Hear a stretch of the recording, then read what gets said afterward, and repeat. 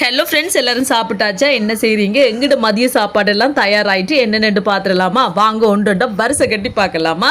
இது பார்த்தீங்கன்னு சொன்னால் சோறு, மஞ்சள் சோறு. இன்றைக்கு பார்த்தீங்கன்னா மங்களகரமாக மஞ்சள் மஞ்சள் சோறு சமைச்சாச்சு. சரியா?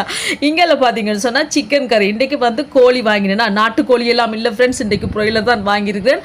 அதில் எங்களோட சுவையான சோபா சாஸ் கறி பவுடரை போட்டு சூப்பராக குழம்பு வச்சாச்சு. இங்கே பார்த்தீங்கன்னு சொன்னால் சின்னவாடை பால் சொதி இருக்குது. அதுக்கு பிறகு பார்த்தீங்கன்னா கத்தரிக்காயில் பால் கறி வச்சிருக்கிறேன்.